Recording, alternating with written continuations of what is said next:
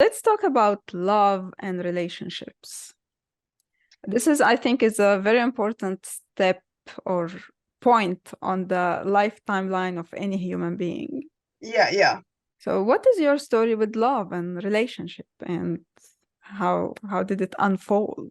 Well, my blueprint was a bad one. As I grew up with a dysfunctional family, I didn't have any relationship with my father. I lived with him for 20 years, but he didn't pay attention to me. So it massively reflected on my relationship with men. And when I was young and my hormones were raging, I would always fall in love with a guy who wasn't interested in me. You know, I would just suffer and suffer. I would look at him, but I would never dare to approach him because I didn't know how to approach men. And I would be with guys who fell in love with me, and we were friendly, kind of, but I wasn't in love with them. And this was the story of my love life for now. I had 4 boyfriends.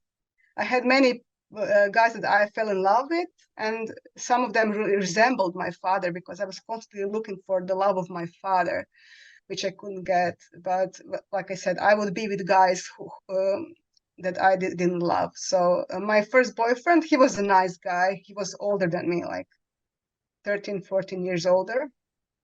And he was my friend. I saw him as a friend, but eventually I told him, look, you're too old for me. I don't love you like that. We can be friends. I appreciate you, but sorry. We were together for 6 months. Then most dramatic and most important person in my life was my second boyfriend, who was also a drummer. When I saw him, I thought, oh my God, what an egoistic person. He was a musician and he was full of himself. And he thought about me, oh, what an amoeba. Because amoeba, the Yeah. spineless, Yes. being. Yeah, because my motto was back then, live and let live. But I would allow people to literally shit on my head. I had no self-esteem, and he saw that. And so we started as like being friends, but he little by little, he I felt like I was a fly who was trapped in a spider's net. This is how I felt about him. And this was the worst years of my life ever because we were fighting constantly. And I told him, I was screaming at him, leave my house. I don't want to be with you. I don't love you. But no, my no meant absolutely nothing. He crushed all my borders. But now when I look at it, I feel that our souls, made an agreement prior to birth that he will teach me how to gain my self-esteem back, because through struggle with him, I learned to love myself. I learned to respect myself. And when I learned that, he slowly faded out of my life. So he's my greatest teacher. I don't hate him at all.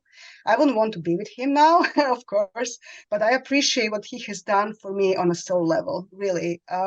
When I see it now, he was unavoidable. This relationship was unavoidable. He had to be in my life, even though it was very hard.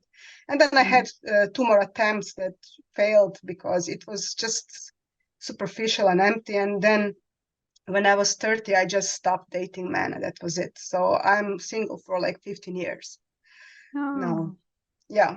And the interesting thing is that I love it. I love it, because I finally feel that I know who I am, and what am I about. And I rediscovered myself. And maybe from that point, maybe I will be able to be with somebody. I don't know. But I don't care. Even if it doesn't happen, I'm, happy with myself and what I do.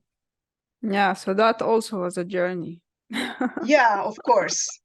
We often do not choose easy lives. Well, I don't think that any human being is living Yeah, an easy life.